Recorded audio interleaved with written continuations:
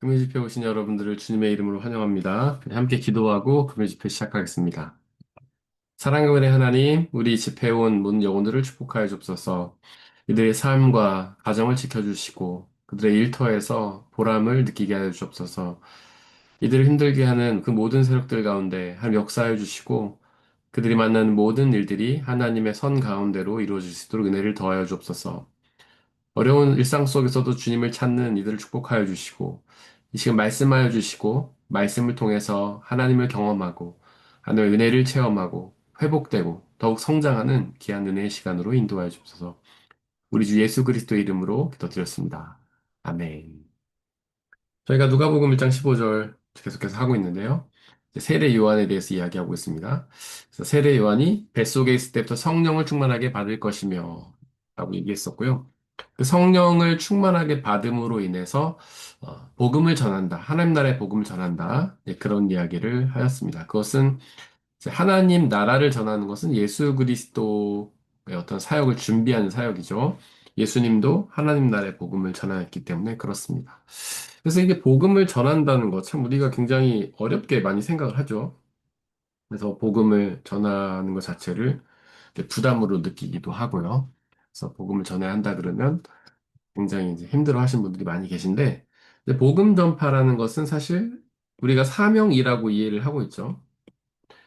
예수 그리스도께서도 어, 그 마지막 그 명령, 우리에게 부활을 승천하시기 전에 어떤 마지막 유언처럼 하신 마지막 명령, 최후의 명령이라는 그 말씀 통해서도 이렇게 복음을 전하라고 얘기하셨죠. 너희는 가서 모든 민족으로 제자를 삼아서 아버지와 아들과 성령의 이름으로 세례를 주고 내가 분부한 모든 것을 가르쳐 시키게 하라. 그래서 이제 명령형으로 되어 있습니다. 근데 사실은 이 복음 전파는 명령이라기보다는 인과관계다. 인과관계. 예수 그리스도를 믿으면 이제 복음을 전하게 되어 있다는 거죠.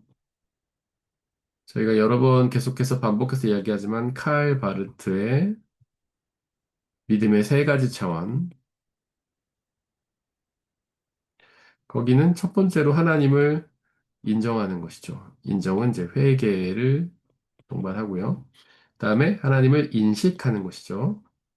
그것은 하나님을 알아가는 알이라고 할 수 있습니다. 그래서 어떤 뭐 금요 집회나 우리가 말씀 양육 같은 걸 통해서 하나님을 알아가려고 노력하는 것이죠. 세 번째로 이제 고백인데 이것이 바로 이제 자기 고백과 이것은 어떤 세상을 향한 혹은 이웃을 향한 고백을 수반하죠. 그래서 자기 고백은 마치 베드로가 했던 고백처럼 그리고 도마가 했던 고백처럼 주는 그리스도시요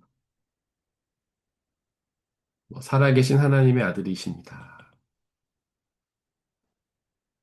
아들이십니다. 이렇게 고백하는 자기 고백. 그래서 자신이 하나님을 믿고 있다라는 믿음을 고백하게 되는 것이고 이웃을 향한 고백이죠. 그래서 예수님이 그리스도시다. 우리를 구원하실 구원자시다라고 이웃에게 고백을 하게 되는 거죠. 근데 이런 것들이 이제 다 어떤 의무나 사명이 아니라 예수님을 믿으면 동반이 된다는 것이죠. 음. 예수 그리스도께서 살아서 역사하시고 그분이 우리의 그리스도는 이제 구원자라는 뜻이니까 예수 그리스도께서 살아서 역사하시고 우리의 구원자라는 사실을 믿게 되면은 이런 것들이 자연스럽게 인과관계로 따라오는 겁니다.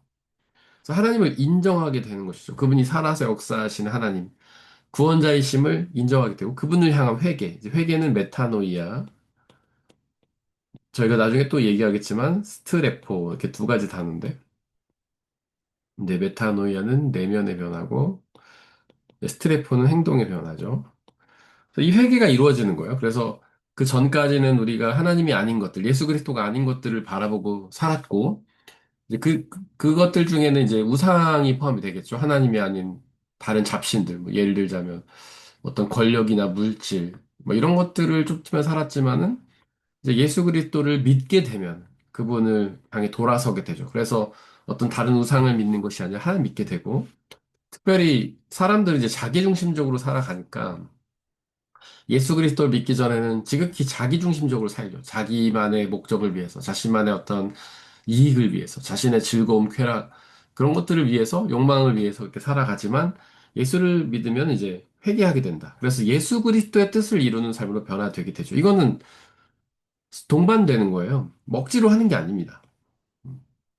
그다음에 이제 알아가는 것도 마찬가지죠. 우리가 뭐 양육해야 된다, 말씀 공부해야 된다, 뭐 그런 이야기들 많이 하지만 그거는 의무가 아니라 그냥 인간관계예요. 자연스럽게 동반되는 것이죠. 하나님을 믿으면 알아가고 싶게 되죠. 그리고 고백도 믿으면 그냥 자연스럽게 고백하게 되는 것이지 뭐 억지로 할 필요 없는 거예요. 제가 늘 말하자면 믿음은 이제 사귐 혹은 교제, 뭐 쉽게 우리 이해하기 쉽게 말해서 연애라고 말씀드렸죠. 연애. 누군가를 사랑하고 하나님과 연애하는 게 믿음이잖아요. 믿음의 교제죠. 누군가를 좋아하게 되면 이 자연스럽게 이런 게 수반이 되는 거죠. 그 사람을 위해서 그 사람이 내가 그 사람들을 사랑한다는 사실을 인정하게 되고 그 사람이 나의 삶을 어떤 이끌어가고 있다는 것을 인정하게 되고 나 중심적이 아니라 어떤 내가 사랑하는 사람 중심으로 돌아서게 되죠. 그 사람을 위해 사는 삶이 되죠. 그 사람을 뭔가 기쁘게 해주고 싶고 도와주고 싶고 그 사람의 조금이라도 보탬이 되고 싶어 하는 마음이나 행동을 하게 되죠. 그래서 마음의 변화는 행동의 변화. 그래서 겉으로 마음속으로만 내가 당신을 사랑합니다라고 생각하는 게 아니라 실제로 그 사람을 위해서 뭔가 헌신하는 행동을 하죠. 그래서 뭐 사람들 입으로만 내가 사랑한다고 하면서 선물 하나도 주지 않으면 그 사람의 사랑을 우리는 의심하게 되지 않습니까? 그리고 어떤 믿게 되면은 알고 싶어지죠. 다른 말로 하면 사랑하게 되면 알고 싶어지잖아요. 상대방에 대해서 궁금해지지 않습니까? 그래서 계속해서 질문을 던지죠. 뭐 좋아해? 뭐 어떤 일을 했어? 그다음에 어제는 뭐 했어? 지금 뭐 하고 있어? 어렸을 땐 어떤 경험이 있었어? 음식은 뭐 좋아해? 뭐 운동은 뭐 좋아해? 색깔 뭐 좋아해? 막 이런 거 계속 물어보고 알고 싶어 하지 않습니까? 그리고 이렇게 좋아하는 사람과의 대화는 정말 쓸데없는 거 계속 물어보면서 알아가는 그런 대화로 끊이지가 않죠. 네. 그래서 믿음은 알을 동반한다. 예수 그리스도를 믿고 그분을 사랑하게 되면 계속 궁금한 거예요. 그래서 기도를 통해서 질문을 던지고 말씀 묵상을 통해서 그분을 알아가려고 하는 거죠. 마치 우리가 연인을 사랑하게 되면 계속해서 카톡을 보내든지 전화를 하든지 계속해서 궁금해서 대화하고 싶어 하고 그리고 그분이 보낸 뭐 요즘에는 편지 잘 안 보내겠지만 어떤 뭐 문자를 본다든가 계속해서 묵상 보면서 아, 이 사람이 이 문자 속에 남겨진 함의가 무엇인지 도대체 나한테 하고 싶은 말이 뭔지 막 계속 묵상하게 되지 않습니까? 그런 건 똑같아요. 알려고 하는 것이죠. 고백도 마찬가지입니다. 우리는 사랑하게 되면은 코 티가 나죠. 말로 티가 나든지 행동으로 티가 나든지 티가 나는데 고백하게 되죠. 그래서 사랑하는 사람을 향해서 내가 너를 사랑해, 좋아해 라고 계속해서 고백하게 되지 않습니까?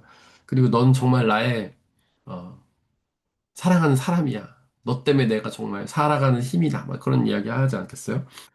똑같죠. 그래서 주는 그리스도 살아계신 하나님의 아들이십니다. 라고 고백하게 되고, 그리고 이웃을 향해서 고백하게 되죠. 우리가 뭔가 사랑에 빠지면 그거 못 감추잖아요. 막 말하고 싶어서 막 견딜 수가 없잖아요. 우리 주변에 있는 친구들한테 다 얘기하잖아요. 나 그 사람 사실 좋아해. 이러면서 얘기하지 않습니까? 이웃을 향한 고백.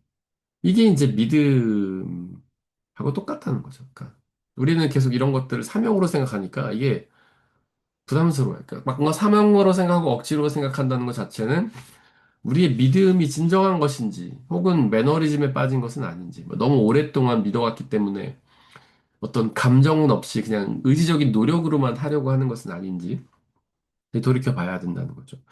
그래서 하나님을 믿으면 이제 고백을 하게 돼 있어요. 세례 요한도 마찬가지죠. 세례 요한이 하나님을 믿었기 때문에 그가 광야에서 복음을 전하지 않습니까? 광야는 이제 고난이 가득한 곳이죠.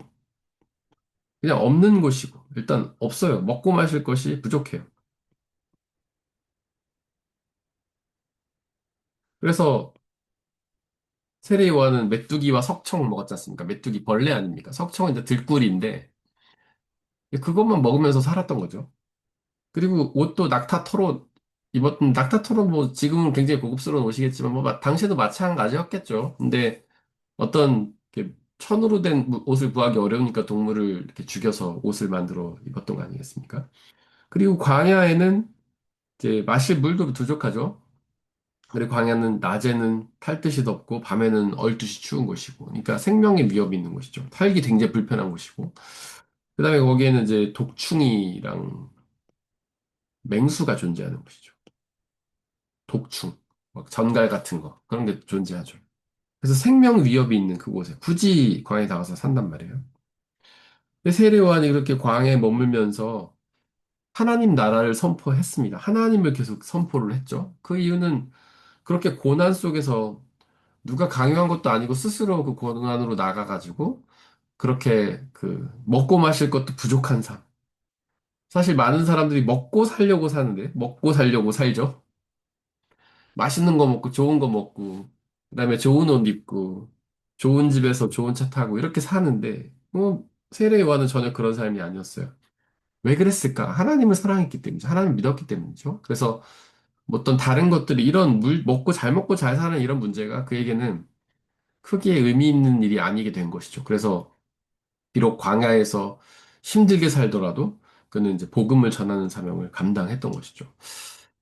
사실 이 광야에서 복음을 전했던 하나님 나라의 복음을 전했던 세례 요한과 대비되는 것은 유대교의 지도자들인데 그들은 굉장히 그 예루살렘 혹은 뭐 많은 도시들에 있겠었지만 주로 예루살렘에 머물면서 호의호식했죠. 잘 먹고 잘 살고 잘 입고 사람들에게 많은 존경을 받았고 굉장히 부유한 삶을 누렸죠. 근데 그들은 잘 먹고 잘 사는 것에 오히려 관심이 더 있었던 거죠. 하나님을 믿는 일보다. 그래서 하나님 나라에 대해서 그렇게 선포하지 않았고 이들은 주로 율법을 강조했죠. 율법.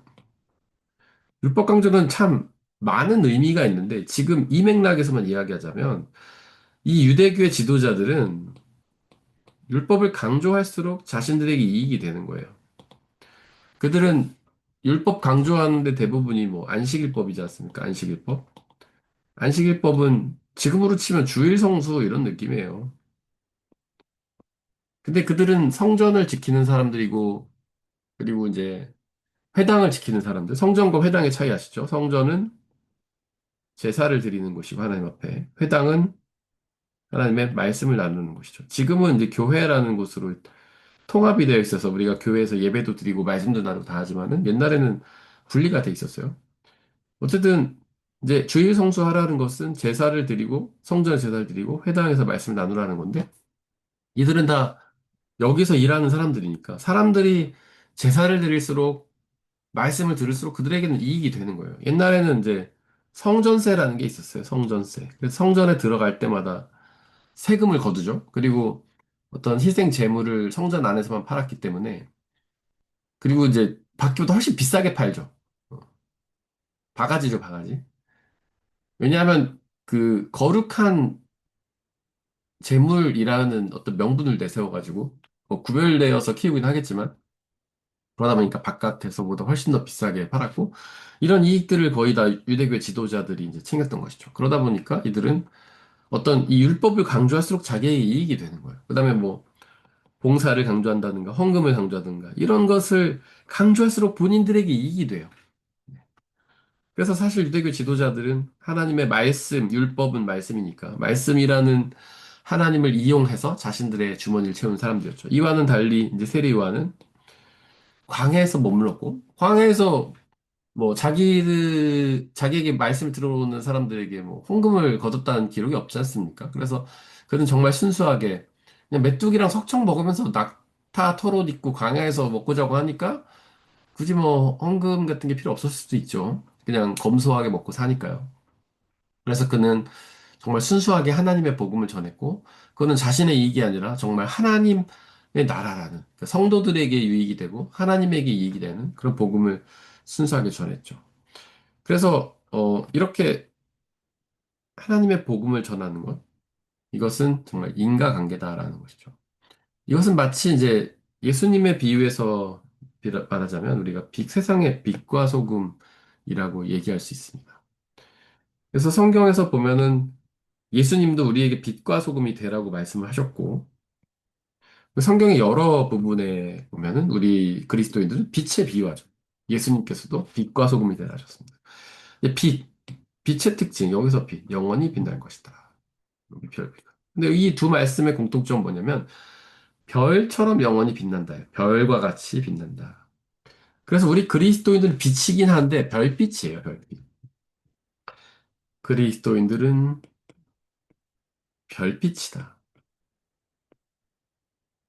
자, 별빛의 특징이 뭡니까? 물론 별 중에서도 태양처럼 스스로 빛을 내는 그런 발광체들이 있긴 해요. 근데 대부분은 햇빛을 반사시키는 달처럼 햇빛을 반사시켜서 빛을 내는 반사체 역할을 많이 하죠. 그래서 그리스도인이 별빛이라는 것은 뭐냐면 햇빛 되시는 예수 그리스도 혹은 하나님의 빛을 머금고 반사시켜서 빛을 내는 것이 바로 그리스도인이라는 것이죠. 그래서 우리 그리스도인들은 스스로 빛을 낼 수 없습니다. 그것은 분명해요. 많은 사람들이 이제 스스로 빛을 내려고 애를 쓰죠. 그래서 예수 그리스도의 말씀을 이제 전한다든지 사명을 이제 감당한다든지 이런 거를 스스로 빛을 내요. 내가 내 힘으로 해보려고 합니다. 근데 그런 것은 반드시 실패해요. 왜냐하면 우리는 별이거든요. 별빛이거든요. 별은 스스로 빛을 낼 수가 없어요. 그러니까 그러니까 자신의 힘으로 노력해서 뭔가를 이루려고 하는 모든 노력들은 다 실패합니다. 율법주의자도 마찬가지죠. 율법주의자들도 내가 내 의지와 힘으로 율법을 지켜서 구원을 얻으려고 했지만 그것은 다 실패하죠. 불가능합니다. 그래서 그들은 결국 가식이나 위선에 빠지죠. 실제로 그 하나님을 사랑하는 마음으로 지키는 게 아니라 이익을 얻기 위해서 혹은 뭐 억지로 그렇게 지키다 보니까 그것이 이제 연기가 되고 위선이 되는 것이죠. 하지만 우리 그리스도인들은 어떻게 되냐? 스스로 빛을 낼 수 없는 별빛이기 때문에 햇빛 되시는 하나님 혹은 예수 그리스도의 빛을 머금어야 됩니다. 그게 이 빛의 의미예요. 그리고 예수 그리스도께서 세상에 빛과 소금이 되라고 하셨는데 그 빛과 소금도 마찬가지입니다. 빛도 너 세상에 빛이 되라. 그것을 우리는 세상에 빛이 되어야 되니까 오늘부터 착한 일을 해가지고 하나님 영광을 돌려야지. 사람들에게 칭찬을 받아야지. 이렇게 생각하지만 반드시 실패하죠. 우리는 착하지 않으니까요. 우리는 스스로의 노력으로 절대로 선을 할 수 없으니까요. 그래서 어떻게 되냐? 머금어야 되는 거예요, 예수 그리스도. 소금도 마찬가지예요. 소금도요. 바다의 그 짠기를 먹고 그 소금이 되지 않습니까? 물론 뭐 소금에는 광산 소금도 있고 제가 뭐 광산 소금이 어떻게 열린지는 정확하게 아는 바가 없습니다. 하지만 그 바다에서 염전에서 소금이 열리는 건 바닷물을 가둬가지고 햇빛에 말린 다음에 조금씩 긁어내면서 소금 모으잖아요. 그러니까 바닷물 속에 있는 짠기를 모아서 내는 게 소금이죠. 그래서 예수님이 빛이 등잔 밑에 가져져 있거나 소금이 그 맛을 잃으면 어떻게 맛을 내고 빛을 내겠는가 얘기하시는 거죠. 우리가 예수 그리스도의 빛을 머금지 않으면 혹은 예수 그리스도의 그 소금기를 먹지 않으면 절대로 우리는 어, 빛과 소금을 낼 수 없는 것이죠. 그래서 우리가 어떤 예수 그리스도의 사명을 감당하기 위해 될 노력은 그것을 전하려고 하는 노력이 아니라 예수 그리스도 혹은 하나님을 머금는 노력이다. 그래서 어떻게 해야 됩니까? 우리가 예수 그리스도를 온전히 먹기 위해서는 어떻게 해야 되죠? 그분과의 깊은 믿음의 교제가 있어야 되죠. 그래서 날마다 기도하고 날마다 말씀을 묵상함으로 우리가 예수 그리스도의 복음을 머금어야 된다는 것이죠. 뭐 기도는 우리가 일상 기도가 있고 그다음에 어떤 돌방 기도가 있죠. 일상 기도는 우리의 삶에서 일상에서 뭐 가정이나 일터나 뭐 학교에서 틈틈이 짬을 내서 기도하는 거죠. 그래서 이 기도에는 여러 가지가 있지만 이제 제가 하루에 세 번 기도, 아침에는 뭐 10계명, 점심에는 사도신경, 저녁에 주기도 좀 헷갈리네요. 10계명과 사도신경과 주기도문을 하루에 세 번 나눠서 번갈게 뭐 순서가 꼭 그렇게 돼야 될 필요는 없는데 아침에 우리가 사도신경을 하죠. 제가 지금 갑자기 제가 지금 헷갈립니다. 제가 지금 받아오는 기도문 한번 펼쳐볼게요.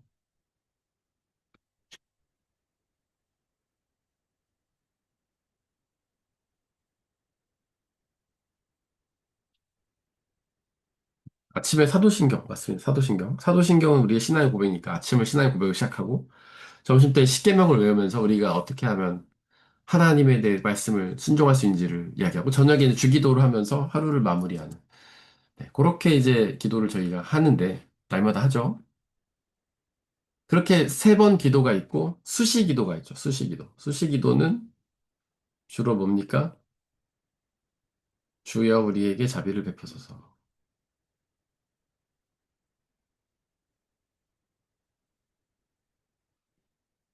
주여 우리에게 자비를 베푸소서. 그러니까 자비를 베풀어 달라는 기도.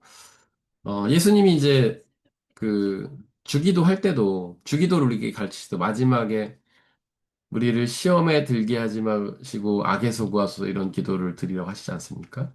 사탄의 시험은 참 교묘하고 너무 끈질기고 너무나 강력하기 때문에 우리의 의지로는 결코 그거를 벗어날 수가 없습니다. 그래서 어떻게 해야 되냐? 우리는 날마다 자비를 베푸달라고 기도를 해야 돼요. 하나님, 저 좀 불쌍히 여겨주시고 우리 사탄의 시험과 사탄의 공격과 유혹을 이겨낼 수 있도록 도와주소서. 우리는 정말 의지적으로 그것을 벗어나보려 노력하지만 우리도 모르는 사이에 계속해서 넘어가 버리고 스물스물 넘어가죠. 조금씩 조금씩 타협하면서 한 번에 넘어가진 않아요. 조금씩 조금씩 하나씩 하나씩 타협. 이 정도는 괜찮겠지. 그게 이루어지면 이 정도는 괜찮겠지. 그게 이루어지면 이 정도는 괜찮겠지. 그래서 조금씩 조금씩 선을 넘어가다가 결국엔 다 넘어버리는 거죠. 그때 유혹이 올 때 공격이 올 때 우리는 어느 정도는 인식할 수가 있거든요. 한번 객관적으로 약간 멀리 떨어서 보는 거죠. 이게 정말 하나님의 뜻일지 아닐지. 뭔가 내 생각과는 다른 뭔가가 왔을 때는 그때 우리는 바로 이 기도를 드려요. 주여 우리에게 자비를 베풀어 주셔서 사탄의 시험과 악에서 우리를 건져 주옵소서. 죄에서 우리를 건져 주옵소서. 이렇게 수시로 기도하는 것들. 골방 기도는 특별한 시간을 내서 일상과 단절해 갖고 드리는 기도죠. 일상과 단절. 예수님께서 명하셨으니까 너는 골방에 들어가서 하나님과 일대일로 얼굴을 맞대고 기도하라. 이런 기도가 우리에게 있어야 돼. 이렇게 기도하면서 하나님과 깊은 교제를 나눠야 되고요. 묵상은 이제 우리가 뭐 큐티라고 하는 묵상을 하기도 하고, 그 다음에 통독을 하기도 하지 않습니까? 통독. 그 다음에 여기에는 이제 어떤 말씀 공부, 양육 같은 게 있을 수 있겠죠. 이런 것들이 다 필요합니다. 이제 큐티 물론 중요한데 우리가 큐티를 할 때는 반드시 양육이 동반돼야 돼요. 아니면은 이거를 그냥 자의적으로 해석할 수 있는 경우가 너무 많습니다. 그래서 뭐 어떤 분들은 오늘의 운세처럼 말씀 탁 펴갖고 이거 오늘 나에게 주신 말씀이야 하루 붙잡고 살아야지 뭐 나쁘지 않지만 그걸 마치 오늘의 운세 보듯이 막 하는 분이 계세요. 근데 어떤 양육이 돼 있지 않고 우리가 신학적 기초가 되어 있지 않고 그냥 큐티를 하면은 위험합니다. 이제 자의적 해석. 우리가 뭐 알레고리라고 하는데 그냥 자기 마음대로 자기 머릿속에 드는 해석대로 마음대로 해석해 버릴 경우가 너무 많단 말이죠. 이렇게 되면 이제 사이비 이단에 빠질 수 있는 우려가 너무 많아요. 사이비들의 특징이 뭐예요? 이제 이단 같은 경우는 그래도 양호해요. 이거는 이제 교리를 오해하거나 헷갈려서 그런 거고 사이비들은 아예 소설을 쓰는 거예요. 그냥 나쁜 사람들이 소설. 그리고 성경에 있는 것들을 소설을 써가지고 앞뒤로 짜깁기를 막 해가지고 이상한 교리를 만들어내서 뭐 신천지처럼 이만희가 재림예수라고 한다든지 통일교처럼 문선명이 재림예수라고 한다든지 제가 저번에 어디 이단 연구를 봤더니 우리나라에만 재림예수가 몇십 명 있다 하더라고요. 50명이었나 70명이었나. 재림예수님이 그렇게 많대요. 다 사입이죠. 그럼 뭐냐? 성경을 그냥 알레고리로 대충대충 그냥 아무런 신학적인 기반이나 틀 없이 자기 맘대로 자의적으로 해석해서 얘기하는 게 사입이 아닙니까? 그래서 양육이 반드시 기반이 돼야 되고 양육도 이제 여러 가지 종류가 있어요. 근데 뭐 이제 저는 우리 교회에서 하는 말씀암 같은 경우는 이제 신학적 기초, 신학 기초니까. 신학 기초는 여러분들 학문이에요. 하나님에 대한 학문이고, 이 전통이 초대교회 때부터 해가지고 거의 2000년이 된 학문입니다. 세상에 이렇게 오래된 학문이 드물어요. 흔치는 않습니다. 이 신학 기초를 다져야 우리가 성경 안에 있는 어떤 틀이 잡히는 거예요. 이건 마치 설계도 같은 거예요. 설계도. 건축의 기본 설계 같은 거예요. 그래서 우리의 신앙을 이제 정립을 잘 해야, 교리적 정립을 해야 우리가 어떤 이단이나 사이비의 공격에도 이길 수가 있습니다. 이게 이제 기본이 돼야지, 이제 큐티 같은 걸 해도, 어, 엇나갈 일이 없고, 잘못 해석할 일이 없는 거죠. 그래서 큐티 같은 것은 이제 짧은 본문을 깊이 있게 묵상하는 것이고, 통독은 좀 다소 긴 본문을 쭉 읽어 나가는 거죠. 두 개가 다 필요합니다. 통독을 통해서 우리가 얻는 건 성경의 어떤 본문의 맥락을 읽어가는 것이고 어떤 큐티는 짧은 본문에 깊이 있게 들어가는 건데 이 두 개가 다 돼야 돼요. 우리가 뭔가를 해석할 때는 너무 짧은 문장 하나에만 꽂히면요. 전체적인 맥락을 놓치면 이거는 이상한 해석이 될 수 있어요. 전체적인 맥락 안에서 짧은 맥락을 같이 봐야 됩니다. 그렇다고 전체적인 맥락만 너무 보면, 숲만 보면은 나무를 못 보는 것이죠. 근데 이거는 큐티는 나무를 보는 거고, 통독은 숲을 보는 건데, 숲과 나무를 같이 봐야 되고, 양육이라는 것은 전반적인 그 숲의 어떤 지형을 살피는 거라고 할 수 있겠죠. 이 세 개가 같이 가야 된다. 그래서 말씀 묵상과 기도를 통해서 우리가 온전한 믿음, 그러니까 우리의 마음속을 하나님으로 채우는 믿음을 가지면 이제 그런 어떤 아까 말씀드린 하나님을 향한 고백이라든지 사명이 인과관계로 자연스럽게 흘러나오게 되죠. 그래서 우리가 해야 될 노력은 사명을 감당하는 노력이 아니라 바로 이런 기도와 묵상을 통해서 하나님과 예수님과 깊은 사랑의 교제를 나누려는 노력이다. 자, 그래서 16절을 이제 보면은 저희가 16절 앞에 어떤 16절 가기 전에 14절을 한번 보면 그 아들은 내게 기쁨과 즐거움이 되고 많은 사람들이 그 출생을 기뻐할 것이다. 기쁨, 즐거움이 이제 비슷한 뜻인데 세 번이나 반복돼서 나오죠. 그래갖고 이 15절 앞에는 이제 가르라는 말이 상략되어 있는 건데 그 이유는 그런 거예요. 그 이유는 혹은 뭐 왜냐 하면 뭐 그래서 세례 요한 그 아들은 이제 세례 요한을 뜻하는 것인데 세례 요한이 너와, 그러니까 여기서 너는 사가랴죠. 아버지인 사가랴. 그리고 많은 사람. 사가랴뿐만 아니라 이 세상에 있는 많은 사람들이 세례 요한의 출생을 기뻐하고 기쁨이 되는 것인데, 왜냐? 그 이유는 주님께서 보시기에 큰 인물이 될 것이기 때문에. 이거 다 설명한 거니까 굳이 얘기하지 않겠습니다. 포도주와 독한 술 입에 되지 않을 것이요. 이거는 독한 술이랑 포도주 자체가 나쁘다기보다는 그가 네, 물론 하나님께서 금하시지 않았지만 특별히 나시린에겐 금했죠, 나시린. 그가 이제 구별되어서 하나님을 위해서 쓰일 종이기 때문에 특별히 길게 하신 것이고, 이제 핵심은 뱃속에 있을 때부터 성령을 충만하게 받을 것이며에 있는 거죠. 그래서 뱃속에 있을 때부터 성령을 충만하게 받아서 하나님의 사명을 감당하기 때문에 많은 사람들이 그의 출생을 기뻐할 것이다. 그렇게 얘기를 하는 거죠. 이제 16절에 보면 여기에도 이제 가르라는 말이 해석이 되지 않았어요. 근데 여기서도 이제 그 이유는 그렇게 이야기하는 거죠. 그래서 15절, 16절은 14절과 둘 다 연결이 되어 있다고 보시면 됩니다. 그래서 세례 요한이 많은 사람들에게 기쁨과 즐거움이 되는 첫 번째 이유가 15절. 그가 뱃속에 있을 때부터 성령을 충만하게 받아서 사명을 감당할 것이기 때문에. 그 두 번째 이유가 16절. 그것은 이스라엘 자손 가운데 많은 사람을 주 하나님께로 돌아오게 할 것이기 때문에 그렇다는 거죠.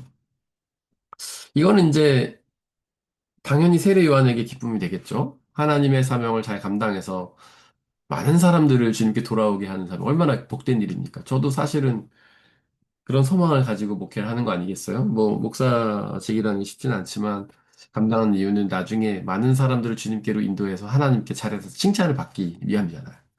얼마나 기쁨이 되겠습니까? 하나님께도 기쁨이 되고, 하나님에게도 많은 사람들이 주님께 돌아오니까 기쁨이 될 것이고, 저 개인에게도 도움이 되겠죠. 기쁨이 되겠죠. 많은 사람 주님께로 인도했으니까. 그리고 많은 사람들에게도 기쁨이 되겠죠. 그들이 그런 어떤 세례 요한을 통해서 하나님 나라로 돌아와서 복음을 전하게 되니까요. 그래서 우리는 그 모두가 하나님 앞에 기쁜 존재가 되고 하나님의 기쁨이 되고 많은 사람의 기쁨이 되는 그런 소망을 좀 가졌으면 좋겠다는 생각을 해봅니다.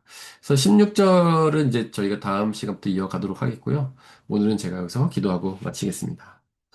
사랑과 은혜 하나님, 오늘도 누가복음 말씀을 통해서 세례 요한을 살펴보면서 하나님의 조의 사명들을 다시금 돌아보게 되었습니다. 그것은 근본적으로 하나님을 기쁘게 하는 것이고, 많은 사람들을 기쁘게 하는 것이고, 그로 인해 나도 기쁜 것입니다. 그것은 성령으로 충만하게 되어서 하나님의 사명을 감당하는 것이고, 그리고 많은 사람들을 주께 돌아오게 하는 사명입니다. 주님, 저에게 성령의 충만함을 주시고, 날마다 기도와 말씀으로 하나님께 더 가까이 나가서 그 사명을 온전히 감당할 수가 될 수 있도록 은혜를 더하여 주옵소서. 이제 주말을 맞이합니다. 주말 동안 하나님을 깊이 사랑하고 온전한 믿음의 교제를 나눔으로 저희가 주님의 사명을 기쁨으로 감당하여 주님께 기쁨이 되고 구원의 은혜, 기쁨의 은혜를 누리는 복된 주말 될 수 있도록 은혜를 더하여 주옵소서. 감사합니다. 우리 주 예수 그리스도의 이름으로 기도드렸습니다.